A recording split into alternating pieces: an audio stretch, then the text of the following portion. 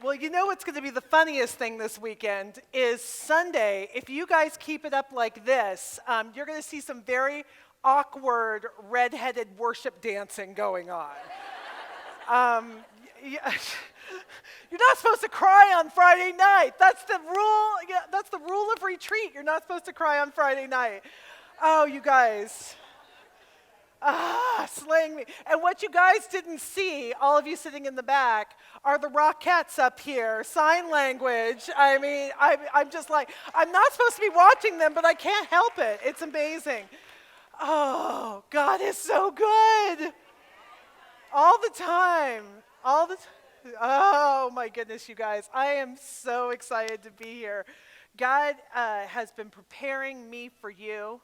I pray he's been preparing you for me. I don't know, because sometimes I get up here and I don't know what's going to happen. So, yeah, let's all pray together. No. Tonight, I want you to go into this weekend not willing to miss a thing. Not being willing to miss one thing that God has for you this weekend. Whether it's through worship or the word, or probably, I'm getting the sense already, it might be through some relationships here. I think God has great things in store for you. And so tonight, I want to talk about how we are not going to miss any good thing that God has for us. Amen? Amen. I cannot say the same for my husband, however. Okay, now I'm already going to tell you, I'm going to talk a lot of Roger stories, but he is a hottie. I have a whole book based on him, but can I just have some backup from the people who know me and know Roger, that I respect him more than anybody else on the planet, and I love him more than anything else on the planet, but he provides really great stories, okay? So go into the weekend knowing this, come out of the weekend knowing this, but I've got multiple witnesses sitting around here knowing that I love and respect him. But man, he is funny without even trying most of the time. So Roger and I were married about 9 years ago, but before that, I have stepkids, so he was married before, and he was in charge of Jeremy that day, and Jeremy was just a baby, and he was at church, and it was time for him to go pick up Jeremy. And so he's looking around in the nursery, and I mean, it's the family's worst nightmare. It's a parent's worst nightmare. He doesn't see Jeremy in the nursery where he's supposed to be. So Roger starts flipping out. He starts running around the church. He starts asking people, have you seen Jeremy? And not even waiting for the response and running on. I mean, he's just losing his mind. And then finally, somebody took him by the shoulders and said, Roger, could that be Jeremy strapped to your chest in the baby carrier?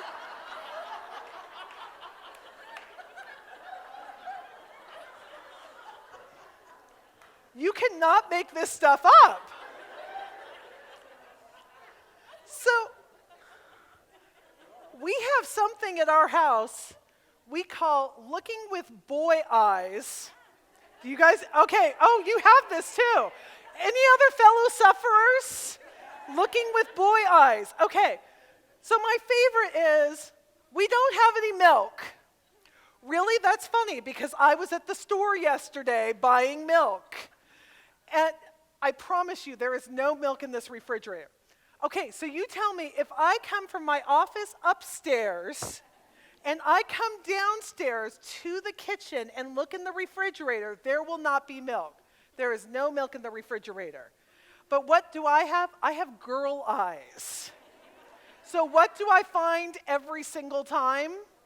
The milk. Okay, now I can't get off scot-free because I did take a picture and put it up on Facebook about 6 months ago where I woke up in the morning looking for the milk and there was the dish soap chilling in the refrigerator. So, I mean, don't worry, I'll tell stories on myself too. But as women, we are so often in our families the bottom line. Like, if we don't take care of whatever that situation is, and at work too, it's not just in our families. Often we are the bottom lines. So I am a list maker. Even though that is against everything in my personality, I am not, I'm not natural with an Excel spreadsheet. I'm not a very analytic person, but I do a list because I don't want to miss anything. Any other list maker? Okay, I see a very enthusiastic list maker over there. Okay, so now I have to ask you how deep the neuroses goes, okay? When you do something that's not on your list, do you write it on your list and then check it off? All right. I'm going to immediately make you feel less crazy for that one single act. There are more endorphins received in checking something off of a list than there are by listening to a baby's giggle. Okay? They measure this stuff. So you want true joy? Write it on your list and cross it off. Now, I'm not going to ask you if you do this because then you're just admitting you're crazy.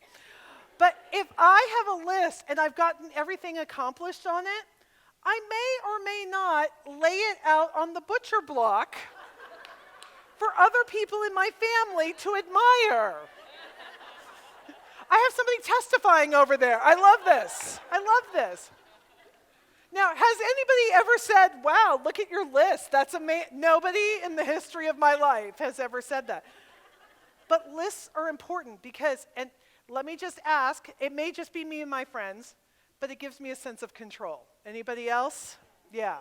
I need a sense of control. I need to know that there aren't going to be any loose ends, that everything that's been assigned to me is going to happen, because that's how I want to rock through life. And so lists have become very important to me.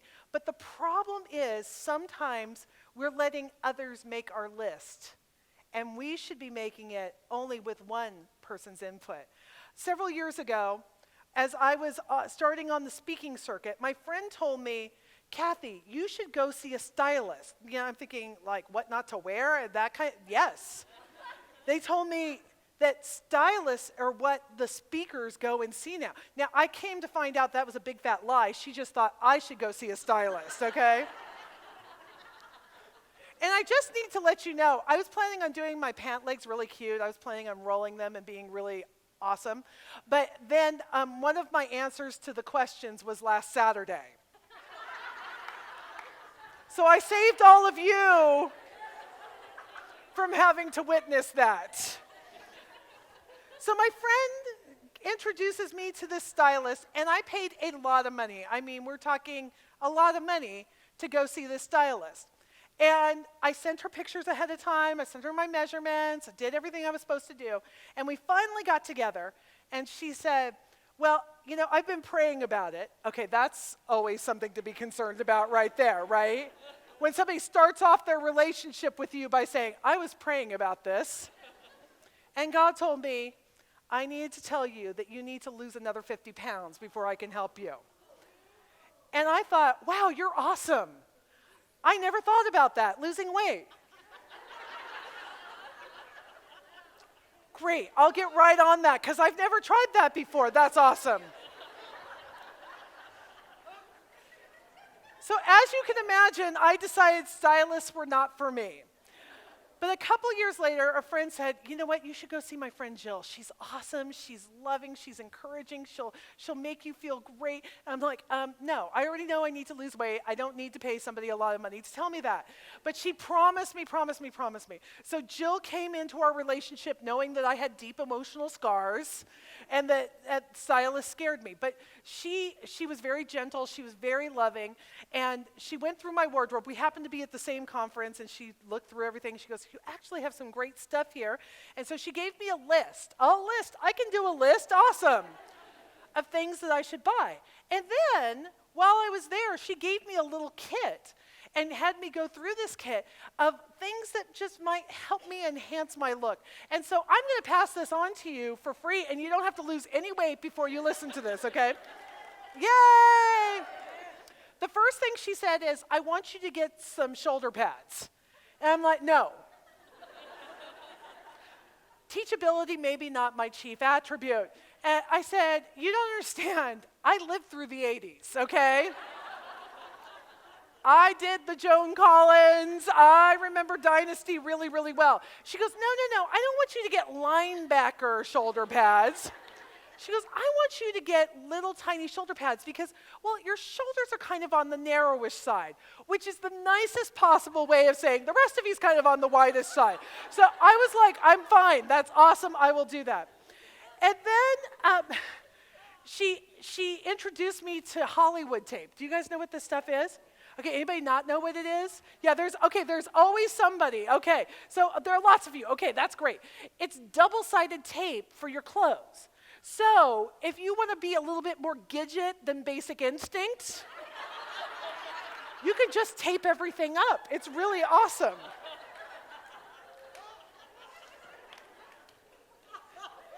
And this was several years ago, and she introduced me to Spanx, which, woo, praise Jesus, right? Praise Jesus. Now, there's always somebody who doesn't know who Spanx is, what Spanx are, so I'm going to explain it to you. If your friend couldn't wear her jeans yesterday and can today, it's not the cabbage soup diet. Okay, Spanx are magic pantyhose, okay? They push everything in, they tuck everything up. They are awesome. The only problem with Spanx is if you get a run in them, because it's a blowout is what it is, okay? It's like a sidecar following you around wherever you go.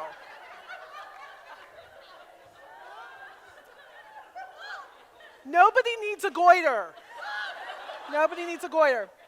So on special occasions, I double spank. And when I was speaking at the conference with Beth Moore, triple spank. I couldn't breathe, but I looked awesome.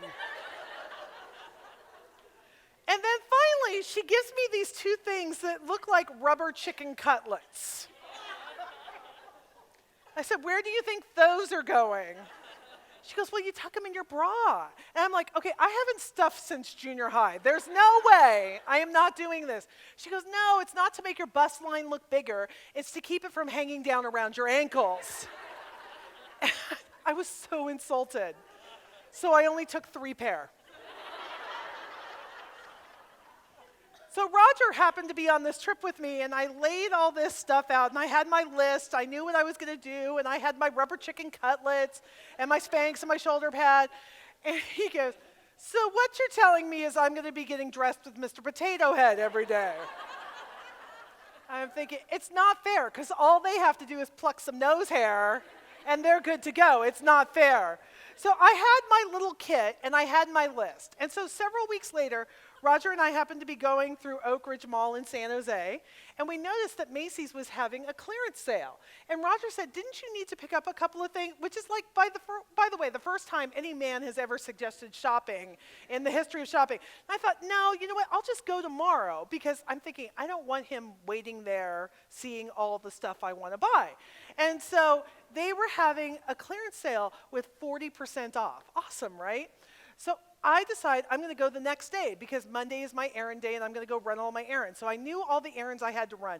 I had to go to Safeway. I had to go to Goodwill. I had to go to Home Depot. But I would start off after I dropped off my kids at summer camp. I would start off at Macy's. So I get to Macy's and the sale has changed. It's no longer 40% off. It's 40% off with an additional 65% off. And I'm thinking free clothes with 5% back. I mean, this is awesome. Okay, it wasn't exactly like that, but that's what it felt like. It felt like free clothes. And ladies, I don't know how else to explain this. Please don't think I'm being irreverent when I call it this.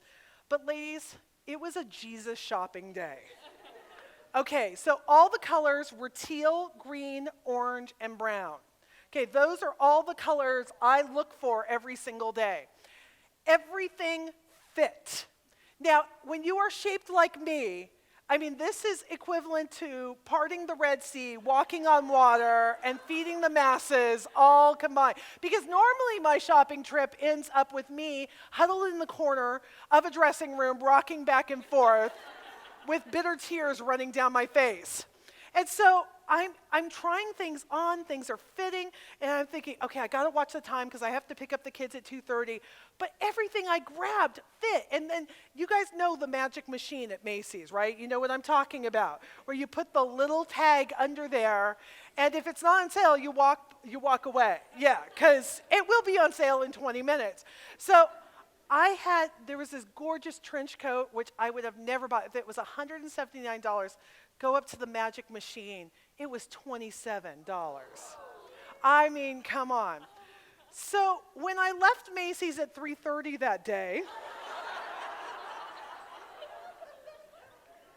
6 bags of clothes, over $3,000 worth of clothes for under $300. Thank you, Jesus. So I pick up my kid. Now, they were teenagers by this point. They weren't like small children standing on the side of the road, I promise.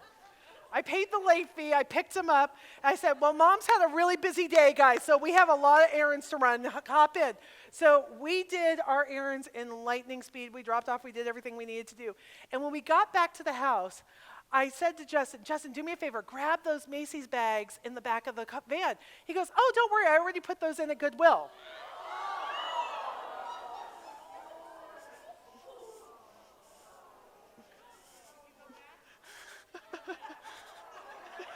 You guys crack me up. I love this. Somebody help her. Somebody help her. $3,000 worth of clothes. And you guys know it's not just, because they were on an awesome sale. It's like they fit. The pants didn't have to be chopped off 1.5 feet. I mean, these were the perfect clothes. As if I had a bleeding child in the back of my car. And if Justin had been standing 6 inches closer, that could have been a reality. I mean, I'm driving over curbs. Pedestrians are flying out of the way. I get to Goodwill. They're lowering the gate. They've got the box up on the forklift, and all I can say is, no! I got every piece of clothing back. And this is why I talk to chicks. Because I could have just said, and that's when I saved the drowning orphan, and you guys would have the same reaction. I love that.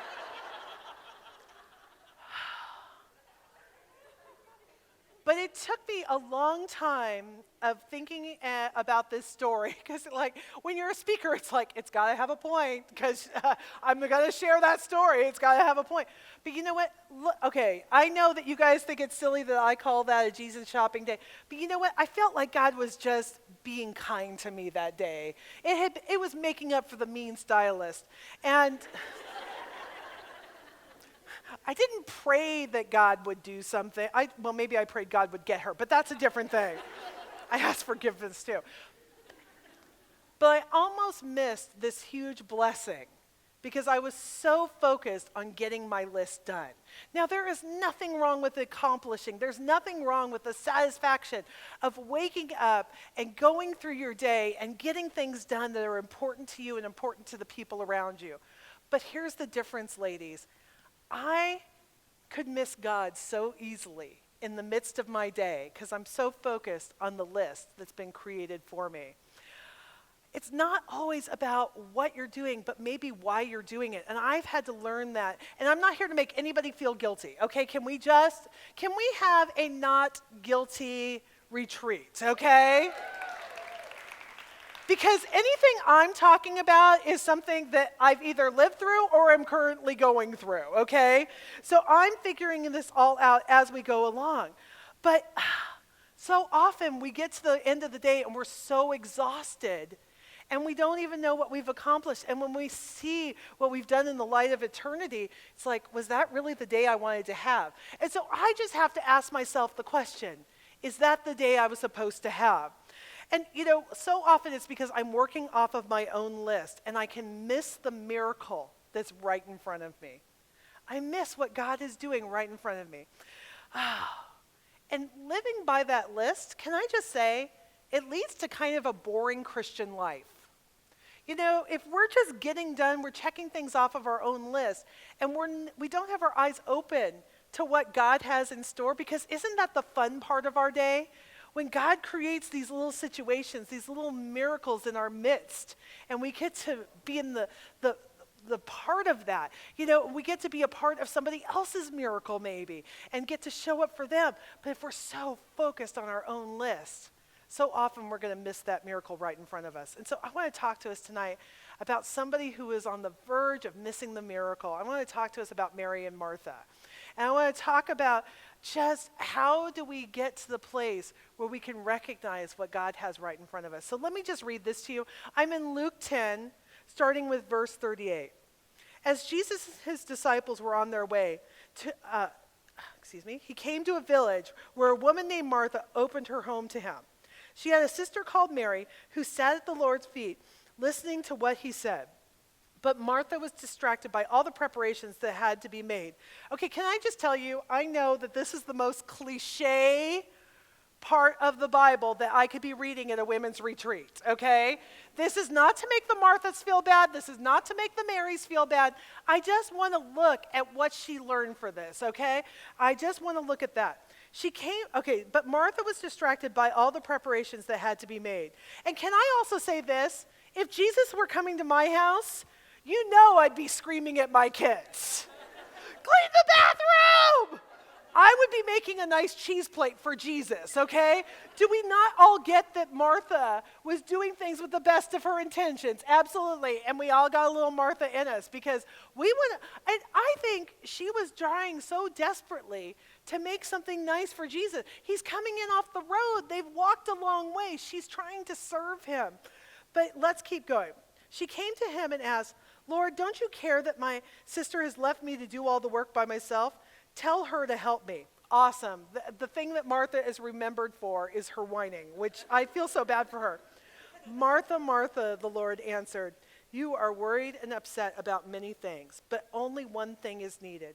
Mary has chosen what is better, and it will not be taken from her. Okay, Martha was showing love with her list. This is the way she knew how to show love. She was ministering to him. She was loving him. But Mary only had one thing on her list. And as soon as Jesus walked through the door, Mary's list got totally adjusted, didn't it? It had to change because there is the living God right in front of her. And so it's not that Martha's list was bad. I think the issue was when the living God shows up, you pay attention. Your list is good, but when God shows up in the midst of it, you pay attention to that. And I know what's going on in Martha's mind because it is so my heart. What if something doesn't get done? What will others think? What will Jesus think? And here's my question for you. Who is writing your list? Mary said, you know what? Jesus walked through the door. I'm just going to sit at your feet because I've got the living God in front of me. But Martha still had the list that had already been written for her. And so I want us to think about who is writing our list every single day. Now, I know that there are some things on there that have to be, there are kid things, there are husband things, there are work things, there are all these things. And those are important. But I think so oftentimes our list is informed by things that we don't even understand. And I think so much of the time it is by what's out there in the world. The world is informing our list. So I want to just take a look at what the world wants your list to look like. Okay, this is Ladies' Home Journal, which is like the sweetest sounding magazine cover in the world, isn't it? But this is my favorite. The only way to beat belly fat, next to a giant plate of whoopie pies. What is the world telling us? You should be able to provide all these treats and do all these wonderful things for your family, but you also have to be as skinny as a rail. Okay, this is one of my favorites, Pregnancy and Newborn. And one of their featured articles is Strike a Pose, Yoga to Ease Your Labor Pains. Okay, who writes an article like that? Obviously somebody who's never had labor pains. Women's Day, ready, set, organize in 10 minutes flat.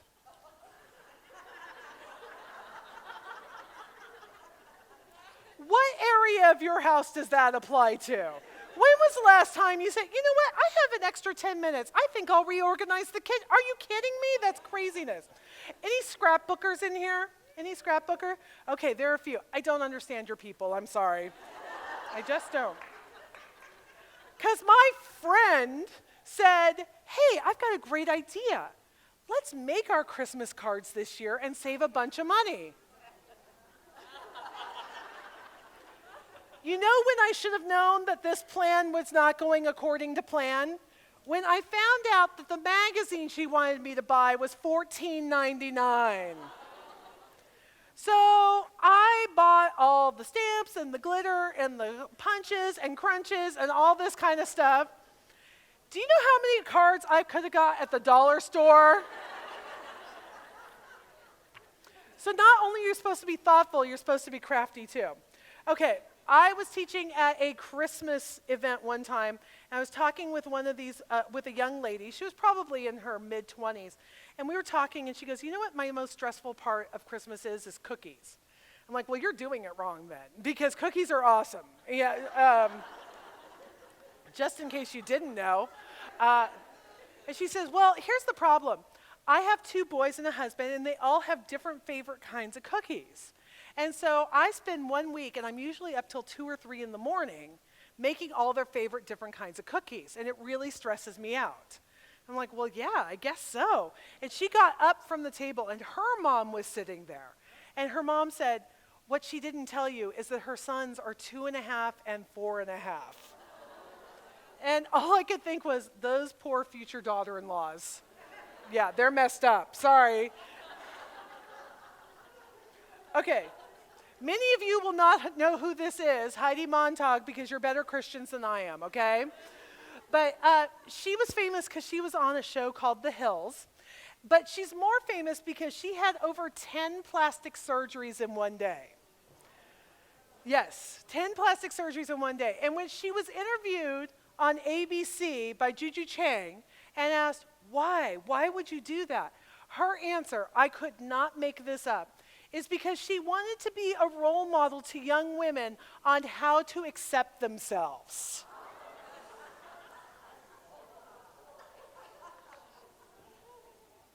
In style. Okay, Taylor Swift. They promised to tell you Taylor Swift's beauty secrets. She's 24. That's her beauty secret.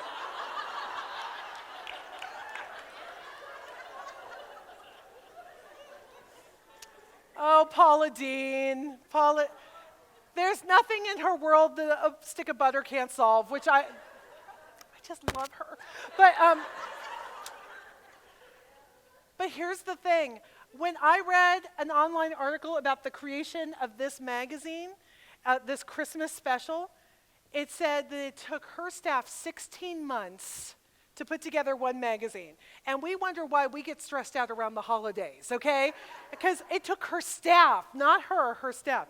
And then finally, when we think about perfection and who's making our list and who's making us crazy and crazy expectations, what name comes to mind? Thank you. You are my people. I love that.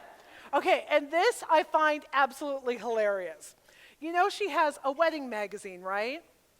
But she also has another wedding magazine you may not know about. It's called Real Weddings by Martha Stewart.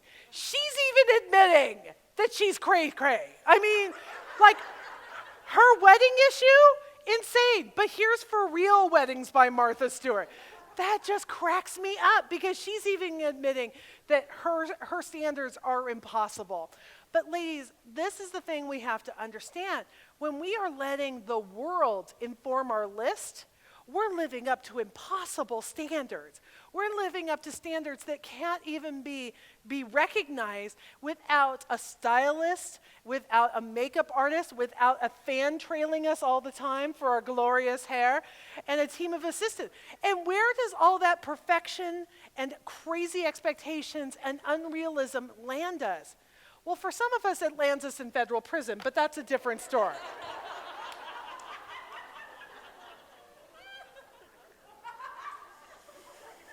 Thank you for that. Here is my question for you tonight. Who is writing your list? Who is writing your list? If the world is writing your list, let me tell you what they're writing onto it and how they're writing it. They're writing it with fear. Magazines use fear to get you to buy things, to get you to do things, to get you to go on that website, to go and do what they want you to do. They use fear. And the fear message they are sending is, if I don't do it, something bad will happen. If I don't sign my kids up for 1 million activities, they will come back and haunt me and say that I did not provide the childhood I should have for them. If I don't go and take this, if I don't buy this certain type of food, my kids will be lacking, will be lacking. They use fear to get us to a place where they where they get us to buy the things that they want, get us to do the things they want, get us to watch the things we want. The world's list is also written in guilt. If I don't do X, it will be all my fault. People will blame me because it hasn't gone right. And I'm not making this list up. This is marketing research. These are the 3 most powerful tools that marketers can use to get us to do what they want us to do. And then the last one is shame. If I don't do it, it'll prove I'm a bad person, or it'll prove I'm a bad employee. It'll prove I'm a bad mother. It'll prove, and can we just say when it proves I'm a bad mother, it's like, oh, it proves I'm a bad wife. And let's look at Martha's list. It originally started as a great list, didn't it? I'm going to serve, I'm going to love. But when she stuck to the list, instead of recognizing the miracle that was in front of her, her list turned to a fear-based list. She said, if I don't do this, if I don't keep cleaning and keep fussing and doing all this, something bad is going to happen. Her list was guilt-based. If Jesus does not have a good time, if he doesn't feel welcome, it'll be all my fault. And it was shame-based. If I don't do it, it'll prove I'm a bad person. That's how her list was written. And Jesus had to, in such a subtle and loving way, say, Martha, are you open to the possibility that I may have a better agenda for you today? And God asks us that all the time. Are you open to the possibility I may have a better agenda for you today? We are taught that Satan's going to come to us in big, giant ways, through big sin or big destruction in our life. But I really think it's the fear, guilt, and shame. Those are the tools that Satan uses to mess with our lives, mess with our people, and do this in a way that really can affect who we are and how we go through life. I want to read to you something that I wrote during a very difficult time in my life. This is my book, Praying God's Word for Your Life. And I'm just going to read this to you, and then I'm going to explain a little bit about the situation. This is from chapter 12, When You Are Worried. And so what I do is I talk about 12 areas of a woman's life, and then I give her verses to pray over these certain areas of her life, and prayers, so that we don't have to be living in those stuck places. Worry does not empty tomorrow of its sorrow. It empties today of its strength. Corrie ten Boom. I'm a selective worrier. I don't worry about earthquakes, even though I live near San Francisco, or anything else that is completely out of my control. What I do worry about are those things that I have the illusion of having some control over. My kids, my marriage, my work, my finances. I'm like a dog gnawing on a bone. I work that worry bone over and over until my gums are raw.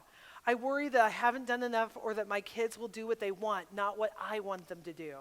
I worry that our money will run out, or my work will run out. I worry that I will look like a fool. The more I worry, the more immobilized I am. I stay stuck where I am, working over that worry bone. I usually spend a couple of days in a worry pit, not talking to God about my fears. I always feel like I've made this mess, now I need to get out of it. Anybody else feel like that? Thank you for saying that. One time, nobody raised their hands. I realized I was in the wrong spot.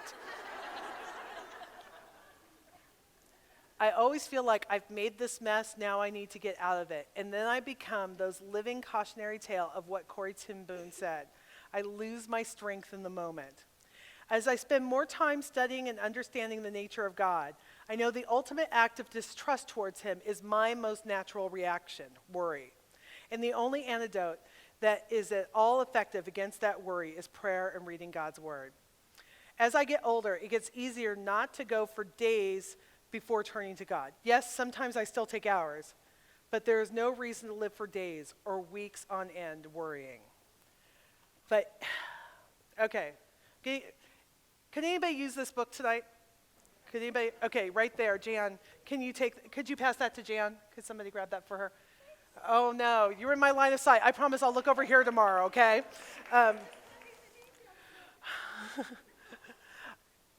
And that's why we have to live radically an uncommon life. We have to be different than the world because the world says worry. The world is invested in our worry. The world controls us by that fear, shame, and we get to a place where we're doing exactly what the world wants us to do because they've used their tools against us. But Hosea 6:6 says, I want you to show love, not offers of sacrifice. I want you to know me more than I want your burnt offerings. I want you to know my heart. I want you to know who I am. I don't want you to worry about these things. I want you to know my heart. I want you to understand my love. I wrote that at a very difficult time in my life. That book was due. I mean, that book was like due. And there are some times when the words come easy, and then there's the rest of my life. And that was not a time where the words were coming easy. And I also had a situation going on at home that was kind of devastating. And some of the women in this room have prayed over it with me, and that's my son Justin. Justin's on the autism Asperger spectrum. So he has some difficulties in life. And one of his difficulties is he's a lot like me. So, we both are in this stubborn place, and we can really go like this against each other. But I remember being in this place because he was being defiant, he was being moody, he was not taking his medication like he should have been, all these things. And I'm thinking, okay, God, I can handle the deadline and I can handle Justin, but I can't handle anything else. So we're clear, right? We got each other. This is all I can do, right? This is all I can do. Well, my mom and I are very close, and my mom called me right about that time. And I have asked my mom the same question for probably 30 years, how are you doing? And her answer for 30 years has always been the same, fine. My mom is always fine. It doesn't matter, we don't go up, we don't go down, my mom is always fine, until this day. And I asked my mom, how are you doing? She said, not so good. I said, well, what's going on? She goes, you know that little thing on the side of my head? I said, yeah. And she said, they told me what it's called. And so she read the name to me. It was a non-small cell carcinoma. And I said, what does that mean? And she goes, I don't know, but it's cancer, and I'm scared. And I said, well, I'm scared too. And so I did the singularly stupidest thing you can do when you get a diagnosis. Does anybody know what that is? I Googled it, yes. Okay, if you have never done that, let me just tell you, don't do that. Go to God, not Google. Wait for the doctor to explain the situation to you, because what I did is I went to Google, and I saw words like incurable, terminal, devastating. I mean, they're the worst words you can hear. And I thought, there's no way. There's no way. But I had to kick into action mode because that's what women do, right? We're the bottom line. We have to make sure everything runs. So I'm thinking, my mom has these appointments. I can't let her go alone. I need to be with her. Maybe I could write the book on the train and, I don't know, ship Justin off somewhere. I didn't know. So I've got all these plans. I am breaking out the Excel spreadsheet. I mean, it's serious at this point. I'm thinking, how do I manage all of this? How do I make this all happen? And I'm in the midst of this, and I'm calling my mom, and I'm, traveling back and forth. And then I get home one time, and Roger says, we're going to the doctor. I said, no, I'm fine. He hears this cough, and he's like, that cough does not sound good. And I'm like, it's just a little bug. I will get past it. He insists I go to the doctor. I have whooping cough. Okay, that's what Laura Ingalls Wilder had. Who gets a whooping cough? Well, now everybody in California. But at the time, I'd never heard of any grown adult getting whooping cough. So I am so sick. It's not even that I can't take care of my mom. It's not that I can't take care of Justin. It's not that I can't write the book. I can't watch TV. I can't read. I mean, I am so sick because every time I sit up, every time I sit down, I'm hacking up a lung.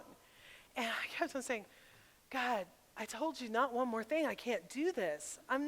I couldn't handle one more thing. And so finally, we had to have a come to Jesus meeting with Justin. That's what I'm trying to say.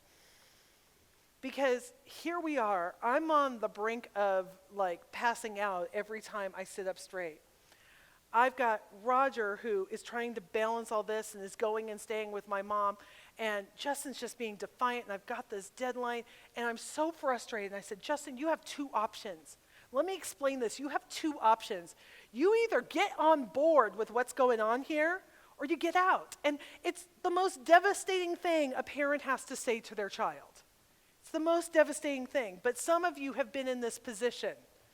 I just wrote a book that's called I Need Some Help Here. Hope When Your Kids Don't Go According to Plan. And that's the reaction I get from everybody. Yes. They're all chuckling because it's only the young moms who are like, oh, why would you write a book like that? I'm like, just enjoy your time right now. Just enjoy those precious little babies that you can force into car seats. But there we are. It's Roger, Justin, and I sitting in the living room. And I said, do you understand what's going on with our family? Do you understand how devastated and broken we are? And we can't have you in the house when you're behaving like this. So here are your two choices. You either shape up or you ship out. And I mean, I sound like I'm talking with a lot of bravado. Can I tell you it was with fear and trembling that I was making these statements? And Justin sat there for a long time, silent. And I thought, okay, no, I mean tonight. Like, you know, we've got to have a decision tonight. And I remember thinking that whole week before we talked to him, God, I can't handle this. God, I can't handle this. And I remember laying in my bed, too exhausted to even think, and remember feeling God's presence and him saying, Kathi, you were never designed to handle this. This is not yours to handle. And I sat there praying as Justin was silent. And Justin, because of his Asperger's, can't see beyond the end of his nose, doesn't even know how to connect sometimes. And he looked at Roger and he looked at me, he goes, I will go take care of Grandma. And I was stunned because this was not the kid that I knew. It just wasn't. That's not what Justin does. And I couldn't believe what he was saying. And Justin picked up and he moved in with my parents. He would come home for a couple of days at a time, but he took my mom to appointments and he sat with her and he went and got food. And I'd love to say he cooked for him. No. But he did to the best of his ability what he could do. And here's the thing, ladies. God had a better plan than I ever could have imagined. Because that was not in the realm of my thinking. It just wasn't even possible to me. But God showed up in that situation, and he showed off in a way that I still to this day cannot understand or explain.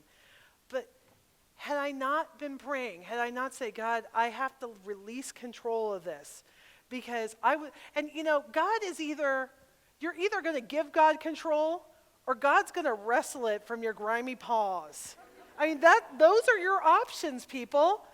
And don't get whooping cough. It's terrible. It's awful. But God had to slay me with whooping cough before I finally said, you know, maybe I don't have a handle on this. Maybe this is not working for me. Jesus had his one thing for Mary and Martha, and Mary recognized it right away. You know what? Jesus has his one thing for you. He is showing up in your life. He's showing up this weekend. And I want you to be able to recognize every good thing he has for you. He has something specific for each and every one of you who is here. And so my question for you today is, whose list are you working off of? And can we have a trial this weekend? Because can we just all admit we live off the world's lists a lot of the time? We just do. And am I going to shame you for that? No. The world's going to take care of that. Don't worry. But while we're away from the responsibilities, while we are pulling back and retreating for a little while, when we're getting away from the world, we're living an uncommon weekend that is different from what the world has to offer. Could we practice saying, God, what are you showing up with in my life today? How do I need to pay attention when you are sitting before me? Because God has something, that one thing for each of us this weekend. So this is my question for you. Will you let God write your list this weekend? Will you take in the scripture? Will you take in the conversations? Will you take in the lyrics of the worship songs?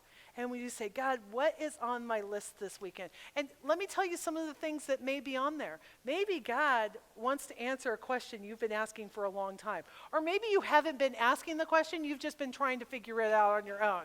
Don't worry, join my club, okay? I mean, that's how I operate.